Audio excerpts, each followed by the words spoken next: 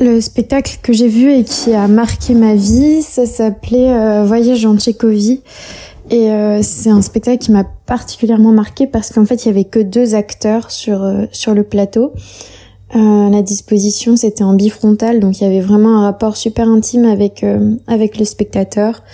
En plus, c'est un spectacle qui était itinérant. Donc il jouait un petit peu partout et j'ai vu le spectacle plusieurs fois, dont une fois dans une grange qu'ils avaient aménagée avec des projecteurs, etc. Mais toujours dans une mise en place assez minimaliste. Et donc c'était basé sur des pièces de Tchekhov, dont il y avait quelques extraits repris et retravaillés juste en duo. Donc beaucoup de scènes de couple ou de monologues.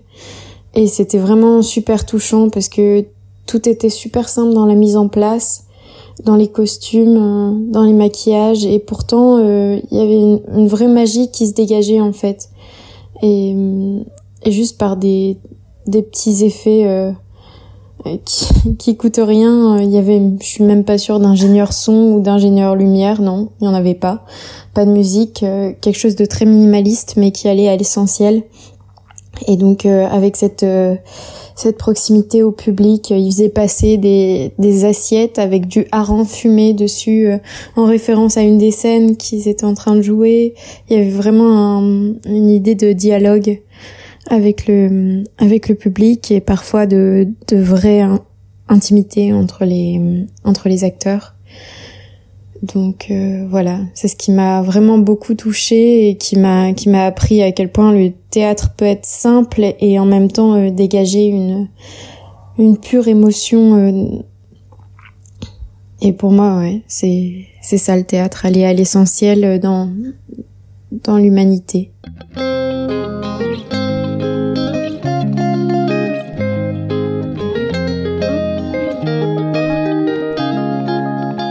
Bienvenue sur le podcast Young Performing Arts Lovers. Je suis Lydie Sulmena de l'arbreapalabre.fr. Je suis Chloé Lefebvre du web magazine Scénic. Le podcast Young Performing Arts Lovers, c'est une capsule pour donner la parole aux jeunes artistes et jeunes créatifs sur la manière dont l'art et la culture en général les aident à mieux imaginer le monde. Le podcast Young Performing Arts Lovers est le fruit d'une collaboration entre Faroé, le Festival des Arts à Reims, le réseau IPAL, Young Performing Arts Lovers, le web magazine culturel Scénic et l'Arbre à Palabre. Bonne écoute! En 2020, l'UNESCO disait ceci. Lorsque des milliards de personnes sont physiquement séparées les unes des autres, c'est la culture qui nous rapproche. Elle est le lien qui nous unit et réduit la distance qui nous sépare. Oui, la culture nous relie, elle est un besoin d'autant plus vital par les temps qui courent. Elle ouvre grand les bras de l'universalité et nous invite à parler la même langue, à goûter la même nourriture, à questionner notre rapport à l'autre, à ressentir les vibrations du monde qui nous entoure. Une respiration, une nécessaire renaissance. Bonjour à tous, et pour cette nouvelle édition du podcast Young Performing Arts Lovers, nous reprenons à notre compte la vision du Festival des Arts à Reims Faroé, qui présente le Liban comme un pays en perpétuelle renaissance. Nécessaire renaissance. Avec cette question, posée à Juliette, Elsa et Lali, étudiantes du réseau IPAL, faut-il renaître pour reconstruire un futur plus serein? Mais juste avant d'entendre leur réponse, Jalène Mbomba Melia, en charge des rencontres IPAL 2022 pour la Comédie de Reims. Jalène, bonjour. Bonjour Lydie. Pouvez-vous vous présenter en quelques minutes? Alors, je suis Jalène Mbomba Melia et je suis la chargée de rencontres IPAL pour l'année 2022. Et je suis à la charge de l'organisation logistique et aussi de la coordination de ces rencontres de jeunes internationaux qui se passent à Reims. Quelle a été, Jalène, l'intention principale s'agissant de l'organisation de ces rencontres IPAL?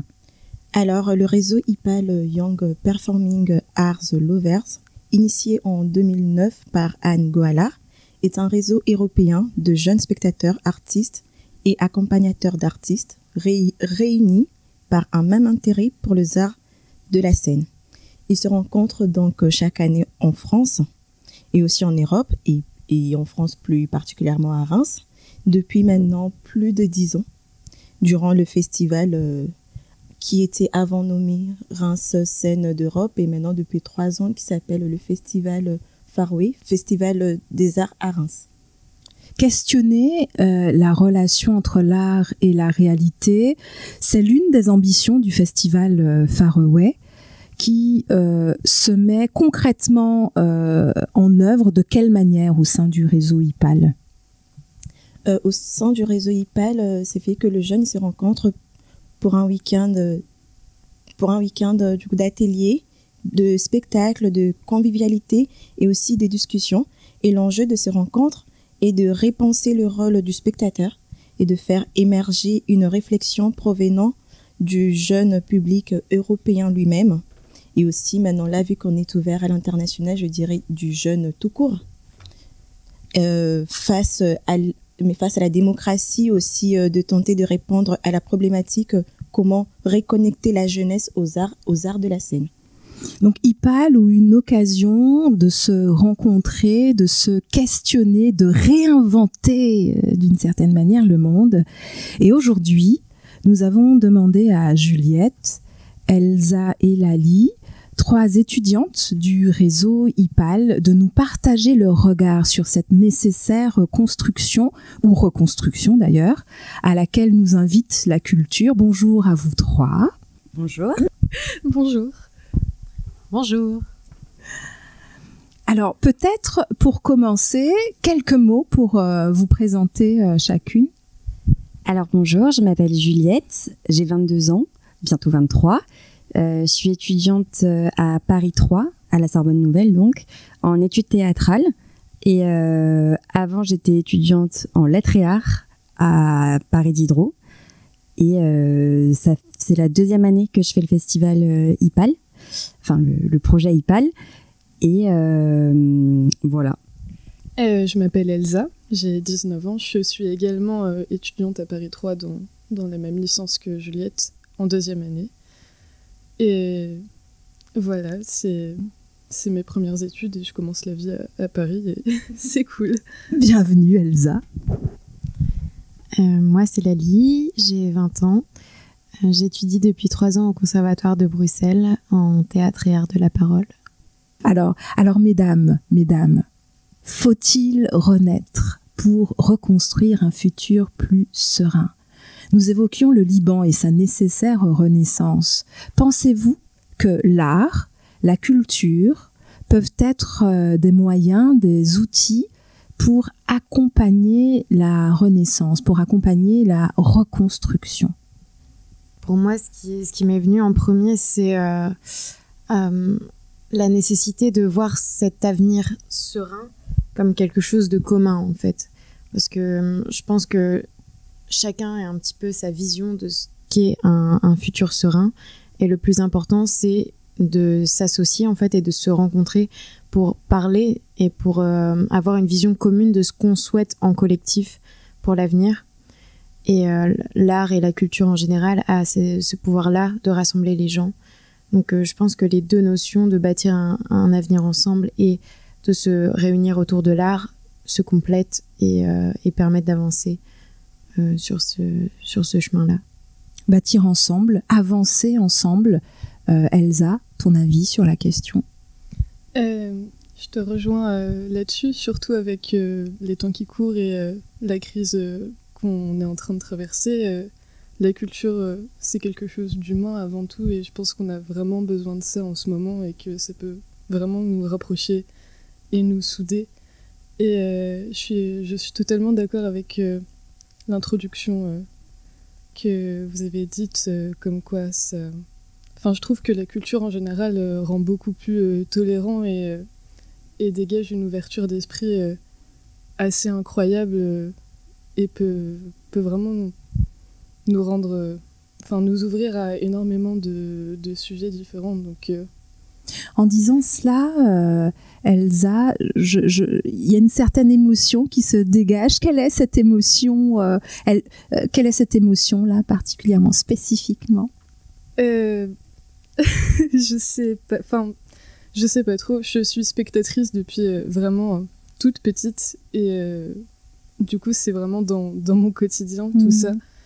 Et donc, c'est vraiment, c'est vraiment important pour moi. Et c'est pour ça que je fais ce genre d'études. C'est pour pouvoir apporter cette ouverture d'esprit à un maximum de population, parce que je trouve que c'est vraiment une nécessité dans le monde dans lequel on vit et dans lequel on se dirige. Donc, oui, enfin, je pense sur tous les sujets possibles, on peut vraiment se remettre en question en permanence avec toutes les sortes de spectacles qu'on voit sur des conflits politiques ou sur la vie en général. Ça ouvre tellement de portes et ça peut nous mettre face à des situations dans lesquelles on n'est pas forcément, et c'est pour ça la remise en question et tout ça, je trouve que c'est vraiment important. Un peu comme ce que disait Lali tout à l'heure, comme un compagnon qui chemine en même temps qu'on chemine nous-mêmes et nous fait grandir en même temps que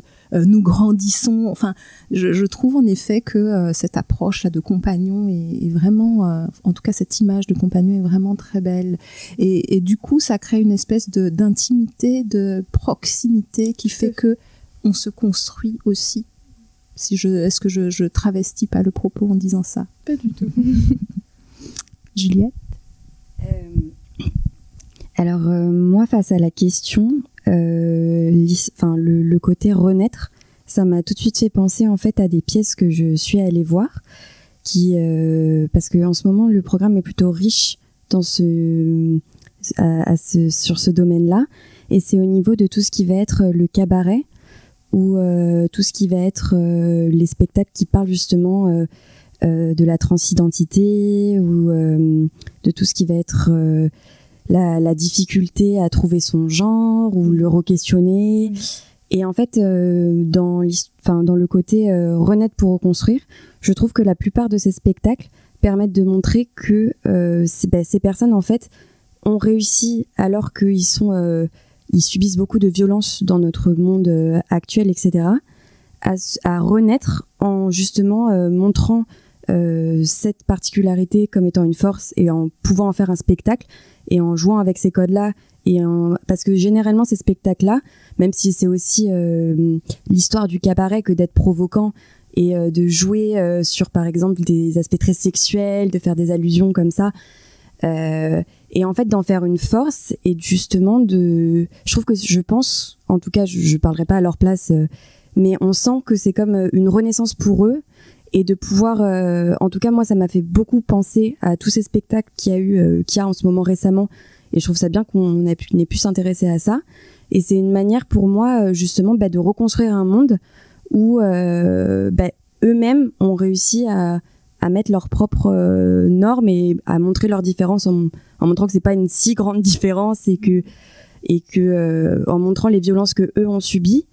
Et oui, du coup, il y a un côté où en renaissant de cette manière-là, artistiquement parlant, je trouve que c'est un bon endroit, en tout cas au théâtre, qui est un endroit safe où on peut s'exprimer, où on peut c'est un des rares endroits, en tout cas encore qui reste safe pour ces gens-là, en tout cas. Et qui oui leur permet de reconstruire un monde, et en tout cas qui rentre chez le spectateur, et qui lui aussi lui permet d'ouvrir ses portes. Une espèce de langage universel, puisque peut-être, mais ce n'est qu'une supposition, peut-être parce que chacun individuellement, on est tous en quête un peu de sens, d'identité, affirmer, assumer son identité, et ça veut peut-être aussi dire parfois oser l'assumer, oser porter le costume, oser se montrer, oser la visibilité. Et en effet, l'art permet ça, la culture permet ça, de rendre la chose visible et d'ancrer son identité dans une forme de réalité, je dirais, ou de quotidien. Oui. Et concrètement, tu dis, Juliette, que cela implique d'assumer qui on est d'une certaine manière. Si je dois traduire, résumer, d'une certaine manière, renaître pour reconstruire, c'est peut-être assumer, chercher puis assumer qui on est. Qu'est-ce que cela implique à ton avis concrètement ?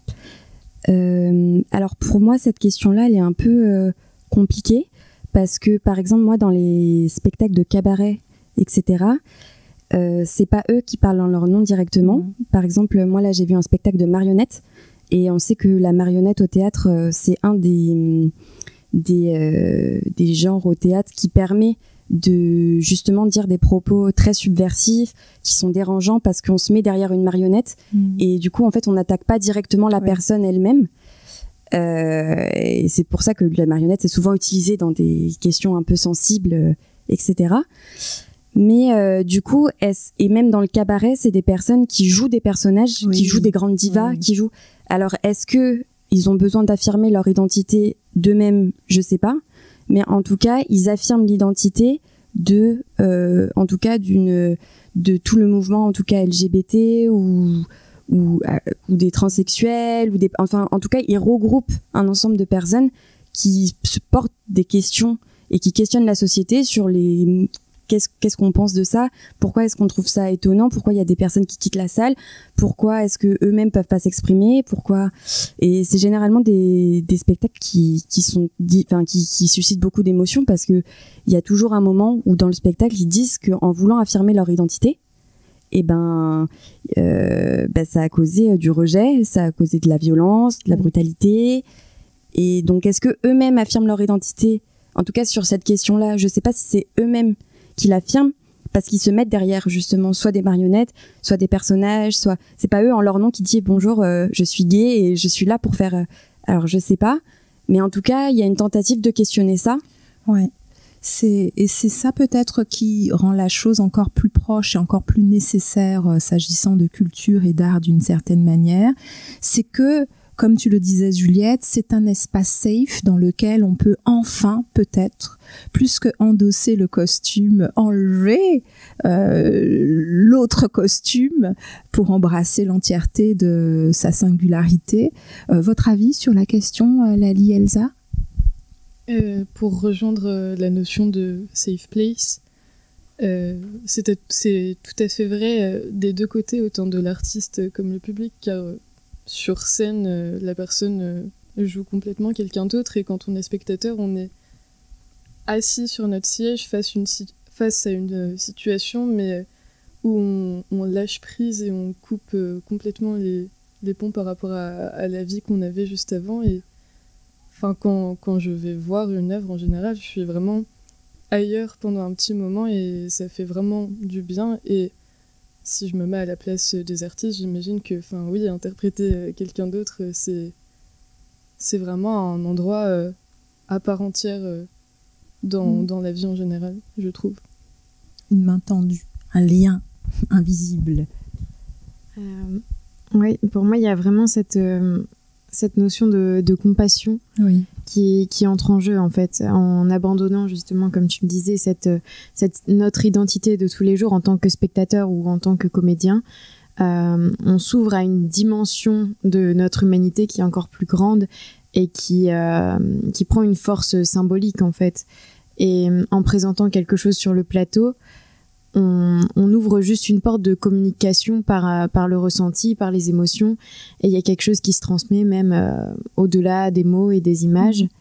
Et il y a cette espèce d'effet miroir qui va faire que même si quelqu'un est réfractaire dans le public, même si consciemment il se met en opposition avec ce qui se passe, il y a quand même une part de lui, même physiquement, qui va réagir à ce qui se passe sur le plateau. Et ça va ouvrir une porte mentale, une possibilité. Donc voilà, même si il va y avoir une réaction qui va peut-être être négative, mais au-delà de ça, ça aura quand même eu un effet de produire une réflexion en fait sur ce sujet-là. Et un retour à l'essentiel en fait et à ce qui nous relie en tant qu'humains, tout simplement. Safe place, on revient au côté primaire presque de ce qui nous relie, à cette humanité, à ce langage commun. Ça me fait penser à Ryoko Sekiguchi, d'ailleurs, qui est intervenue dans le cadre du festival Faroé, qui est autrice et poétesse et qui, dans son ouvrage 961 heures à Beyrouth, paru aux éditions Paul, questionne la ville, sur ce qui l'a nourrie, sur ce qui l'a construit, voire l'a reconstruit. Et à travers la cuisine, elle interroge ce qui fait identité. Les goûts d'une époque, de la ville, la mémoire intime ou familiale, tout cela par le prisme de quelque chose d'aussi anodin de prime abord que la cuisine. Elle dit, je cite, « La lumière n'existe pas sans l'ombre, tout comme le goût n'existe pas sans l'absence de goût. » Diriez-vous qu'une renaissance, un renouveau, une reconstruction n'existe pas sans chaos?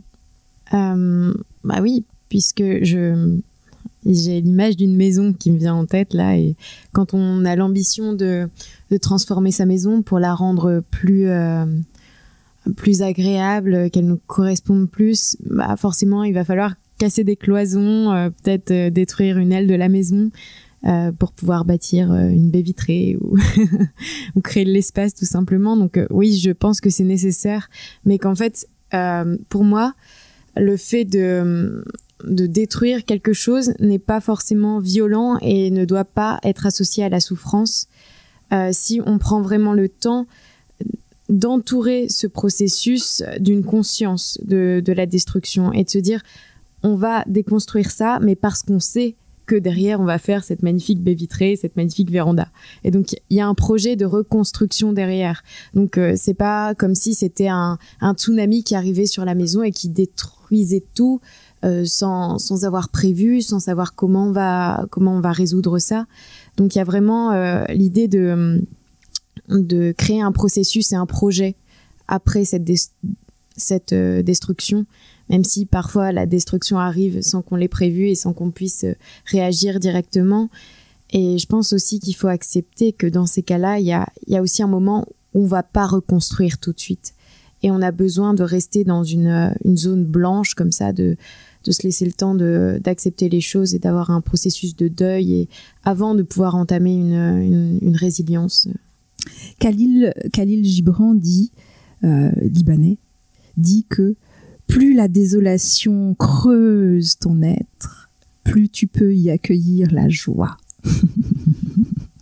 Et je trouve que ta métaphore de la maison ou de cette zone-là, cette zone blanche, ce silence nécessaire, illustre bien le propos.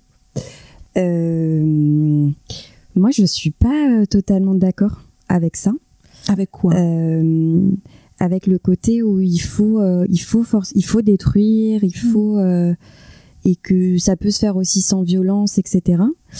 Et en fait, je trouve que au théâtre, c'est un endroit qui justement essaye un peu de détruire certains clichés de la société, essayer de les voir autrement, parce que ça nous permet de nous renseigner sur des sujets. C'est un peu ce que tu disais, Elsa, au début, mais ça nous permet de nous renseigner et de nous mettre face à des sujets qu'on comprend pas, qu'on connaît pas. Par exemple, là en ce moment, on parle beaucoup de l'identité juive. Enfin, moi, par exemple, je m'y connaissais pas du tout, et ça me met face à ça, face à qu'est-ce que ça implique, Mais il y a aussi des pièces au théâtre où, et par exemple, quand la citation justement sur plus on creuse, plus quand on a pensé un peu aux blessures qu'on pouvait avoir au théâtre.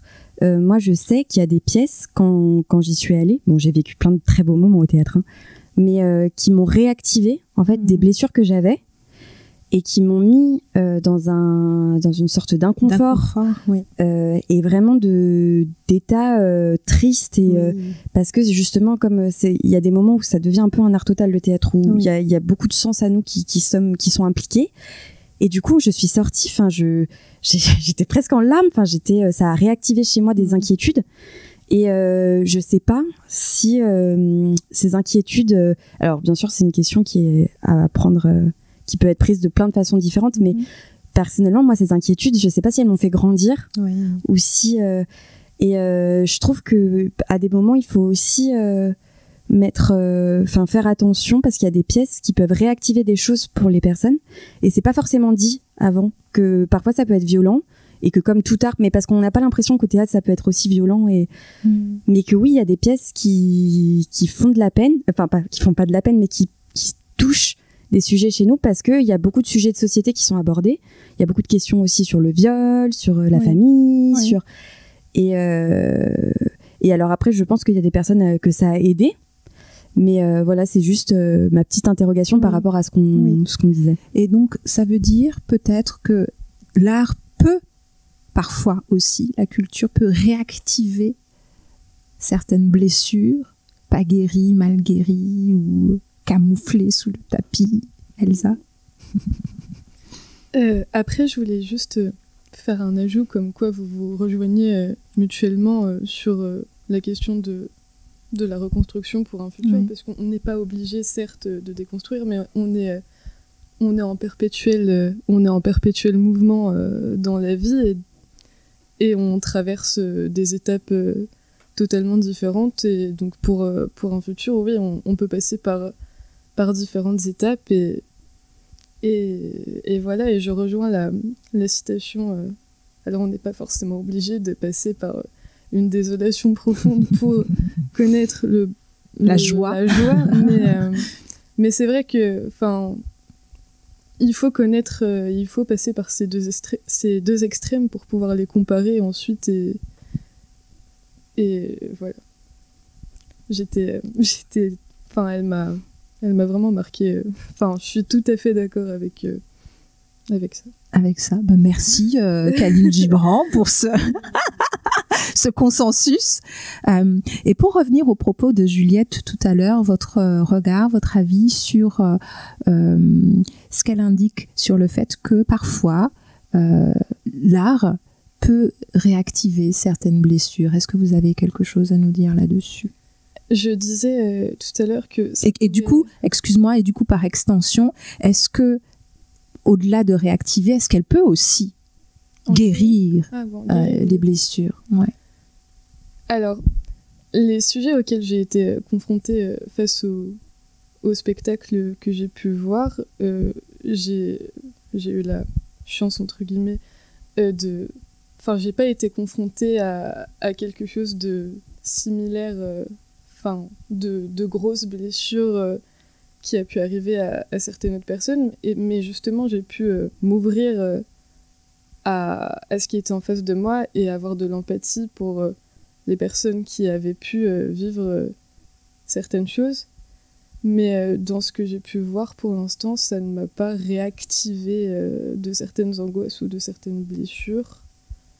Et donc par conséquent, ça ne m'a pas fait guérir non plus, mais je pense que potentiellement les personnes qui ont pu vivre des choses auparavant, je pense que la culture peut soit réactiver, mais en même temps potentiellement apaiser aussi, parce que ça montre que on n'est pas tout seul dans telle ou telle situation et on peut s'identifier et se sentir épaulé. Enfin, je pense que ça peut vraiment apporter de l'aide, et même en tant qu'artiste, parce que là on parlait du côté plus spectateur, mais la création de spectacles, je pense que dans certains contextes, les artistes créent un spectacle en particulier pour peut-être guérir une blessure eux-mêmes de leur passé, ou pour renouer des liens.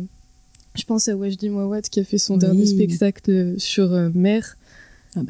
C'est clairement ça, où il y avait énormément de non-dits avec sa famille.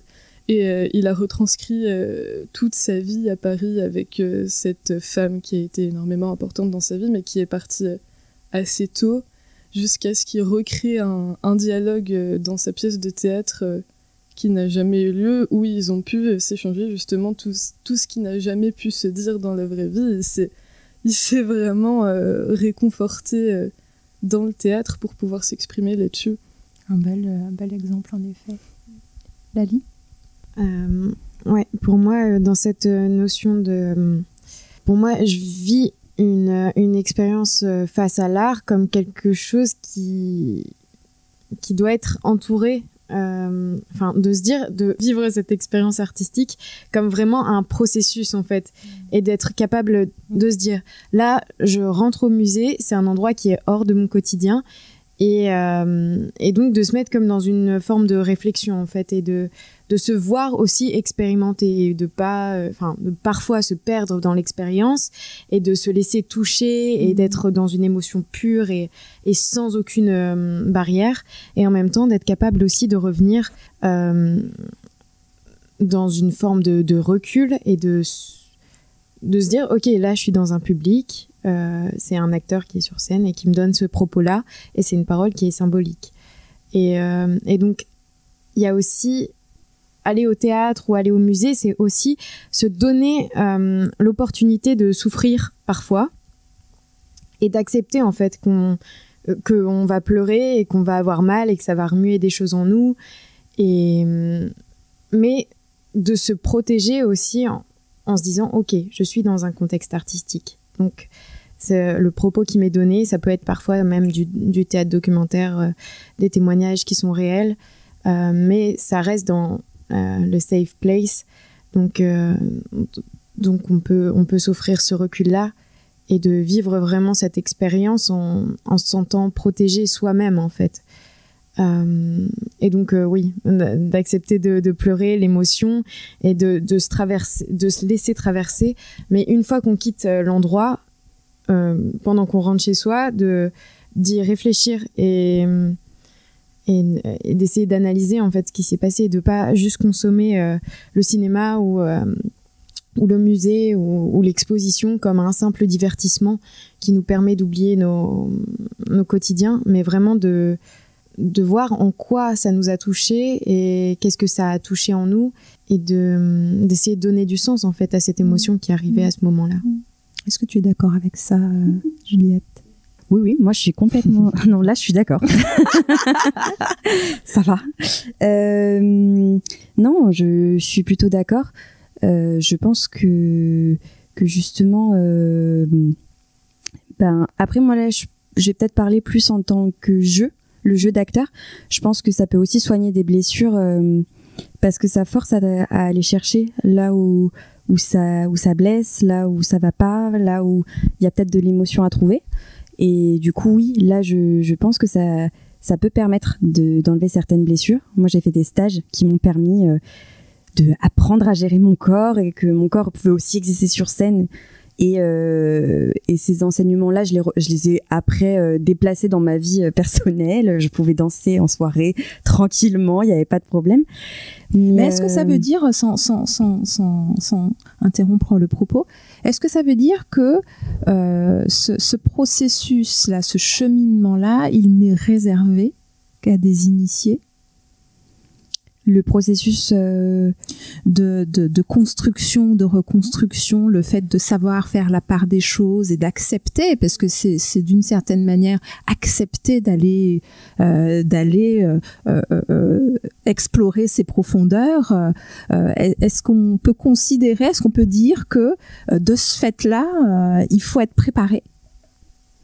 Alors, je pense que c'est pas uniquement une question de réflexion ou d'idée ou quelque chose qui vient de l'âme, mais il faut aussi penser que, comme tu l'as dit Lali, c'est aussi une expérience physique, et l'idée de renaître aussi est directement liée au corps en fait, parce qu'on vient avec notre corps au théâtre voir ce qu'on appelle du spectacle vivant plus globalement.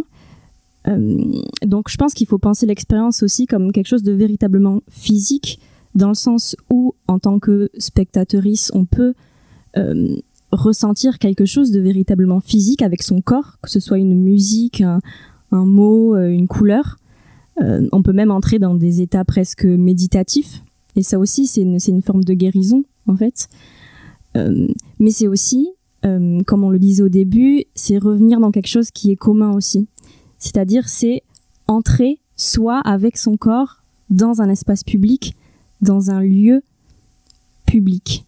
Donc c'est aussi se réintégrer au commun, et je pense qu'en 2022, c'est plus que jamais quelque chose qui n'est pas spécialement évident. On le remarque. Donc, est-ce qu'il faut être initié ? C'est une très bonne question, mais je pense qu'il faut aussi au-delà d'être initié, je veux dire, d'un point de vue peut-être intellectuel ou d'un point de vue de l'idée, il faut aussi se dire que qu'on peut s'offrir une expérience physique qui vient du corps, en fait. Et du coup, ce que moi aussi je peux ajouter, pendant que je suis en train d'écouter le retour de tout le monde, je me suis dit, mais du coup, dans ces cas, ça revient un peu à dire que l'art et la culture sont très importants dans les développements, et aussi le fonctionnement de la société, mais aussi en fait d'une personne en tant qu'individu en fait dans la société. D'où en fait le lieu de spectacle en général, théâtre, cirque, je sais pas, de musées ou encore des centres d'exposition, doivent être considérés comme étant des lieux de rencontre, des lieux de partage et aussi des lieux d'émotion et de réflexion et aussi d'action. C'est parce que c'est en ce moment-là, je sais pas, mais je me dis qu'on le voit dans le théâtre, parce que si quelqu'un, en fait, pendant un spectacle et qu'au bout d'un moment, en fait, le spectacle ne vous plaît pas ou ça vous gêne, et on voit, en fait, il y a des publics qui sortent. Et du coup, là, pour moi, je me dis que oui, mais c'est une action qu'on pousse, en fait, notre corps à pouvoir, en fait, réagir. Et aussi un lien d'émotion, pour reprendre un peu ce que disait Juliette, moi, je trouve ça normal de pouvoir avoir des émotions devant une situation, en fait, face à une situation, parce que, en fait, les théâtres ou encore la culture en général est là pour pouvoir, en fait, nourrir et aussi nous remettre en question. Et d'où, si on arrive à pouvoir être émotif devant une pièce de théâtre, devant un tableau peinte, donc je me dis que sûrement c'est normal et c'est aussi naturel qu'on doit devoir, en fait, accepter. Accepter l'émotion et penser l'expérience comme physique, corporelle, comme disent Chloé, Jalène, Juliette, Elsa, Lali. Merci à vous toutes pour ce temps d'échange, pour ce partage. La culture peut permettre la renaissance à condition de s'y autoriser peut-être. Merci, à bientôt. Merci beaucoup. Nous poursuivons maintenant l'écoute du podcast avec quelques capsules d'étudiants européens du réseau IPAL qui nous partagent leur expérience de spectatrices avec cette question: quel est le spectacle qui vous a le plus marqué? Nous vous laissons avec leurs mots et nous vous disons à l'année prochaine pour un nouvel épisode du podcast Young Performing Arts Lovers. À bientôt. Nel 2015 ho assistito al Teatro Argentina di Roma allo spettacolo Monte Olympus di Jan Fabre, che glorifica in 24 ore di performance e 27 attori, con rari e brevi momenti di pausa, il culto della tragedia greca classica. Ecuba, Edipo, le Baccanti, Ercole, Agamennone, Medea, Antigone e così via. L'impianto scenografico era sorprendente, il panorama musicale risucchiava nella scena, i performer avevano un'energia pazzesca. Gli spettatori si sono alternati, liberi di uscire ed entrare in teatro, mentre io ed altri coraggiosi compagni siamo rimasti per tutto il tempo nel nostro palchetto, lasciandoci coinvolgere dalle situazioni rappresentate in scena. Dopo alcune ore l'esperienza è diventata realmente catartica, lo spettacolo segue il flusso della tua stanchezza ed il ritmo della scena poi lo accompagna. Dovendo scegliere uno spettacolo che ha cambiato la mia vita, direi che è stato proprio Monte Olympus, to glorify the cult of tragedy, per la meraviglia dell'allestimento teatrale, per l'incredibile forza degli attori e per la magia che può nascere da un'esperienza di 24 ore tra risate, pianti, amarezza, paura, stanchezza e la gioia di aver assistito ad un'opera di questa portata.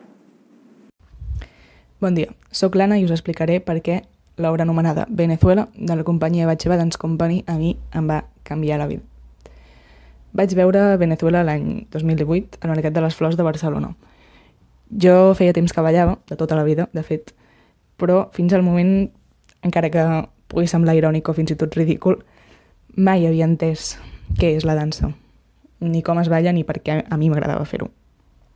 Quan va acabar l'espectacle, recordo quedar-me al meu seient molta estona, mirant un escenari aparentment buit, però que per mi encapsulava encara la màgia, no? L'aire remogut per unes figures que havien habitat allà durant aquella estona, dins d'aquell cub limitat. I quan tothom s'havia aixecat i parlava, jo seia allà, en silenci, sense saber què dir. És que els ballarins que acaben de sortir havien brodat a la perfecció una peça única. Jo mai havia vist ni imaginat que l'excel·lència en la tècnica es manifestés d'una forma tan sutil.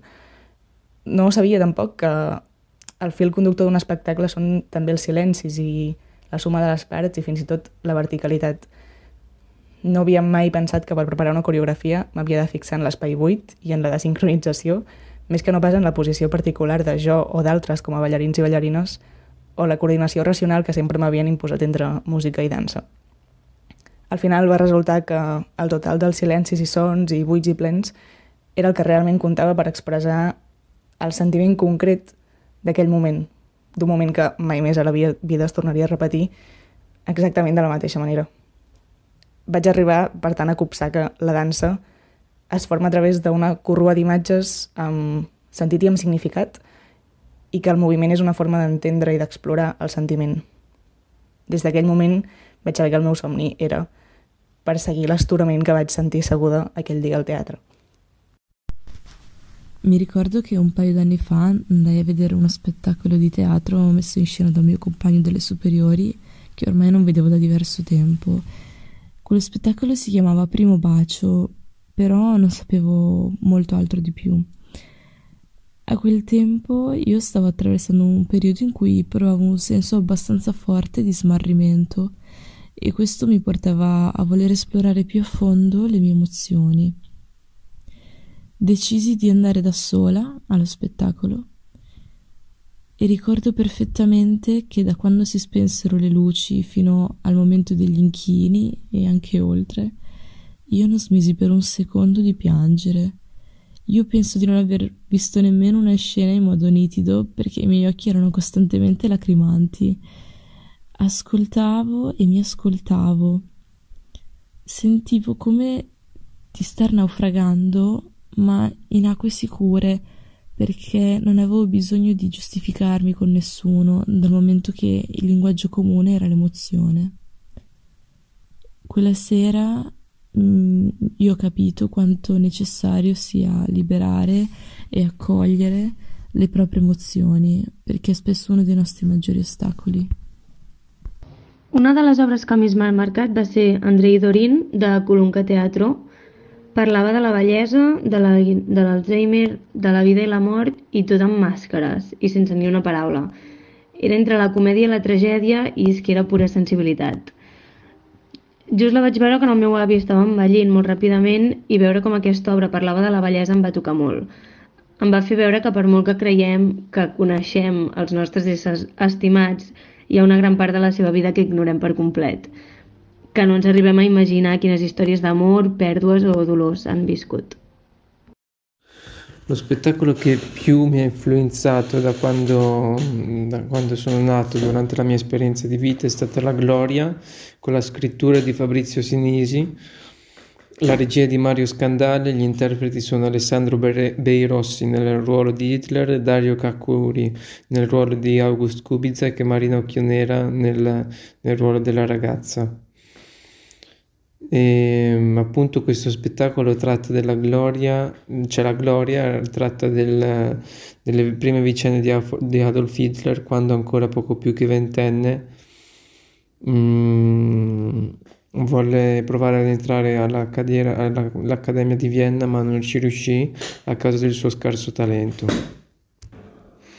La motivazione, il perché per il quale mi ha cambiato, penso che consista principalmente nella modalità di scrittura con la quale l'opera è stata scritta. Il testo è infatti in origine non un testo scritto in prosa, ma bensì in versi, così da esaltare la musicalità della lingua italiana con la quale è stato scritto. Altra caratteristica che mi ha colpito profondamente è stata l'intensità di recitazione degli attori coinvolti all'interno dell'opera, i quali, nonostante la giovane età, hanno dato prova di grandi doti teatrali. El espectáculo que más me ha marcado se llama Antes de la metralla, de la compañía de teatro gallego Matarile, dirigida por Ana Vallés. Tuve la suerte de verla en 2017 en Escenas do Cambio, un festival que hay en Santiago de Compostela de teatro, y unos meses antes de poder irme a vivir a Gans y después las jornadas IPAL. En ambos festivales, y más en concreto en Antes de la metralla, ponen el acento en la figura del espectador y responden a ciertas cuestiones de las cuales hemos debatido mucho en las ediciones de IPAL, como son cómo derribar la cuarta pared, hacia dónde va el teatro contemporáneo actual, y todas ellas las responde antes de la metralla. Me impactó mucho la puesta en escena, porque es una puesta en escena vibrante, donde hay diálogo, monólogo, música y baile. Es una creación in situ, es decir, no es un espectáculo cerrado, sino que busca que el espectador participe.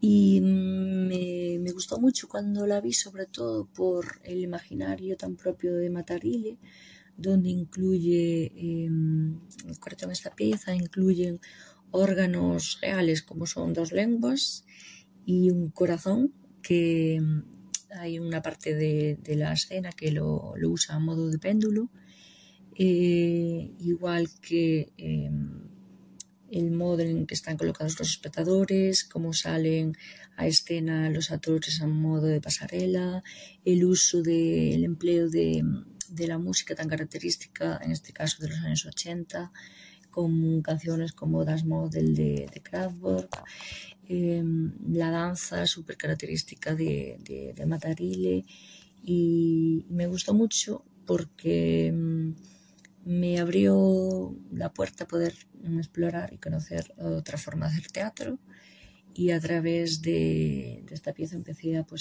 investigar y conocer compañías que hacen teatro de este tipo, como son Boadora o los propios Matarile.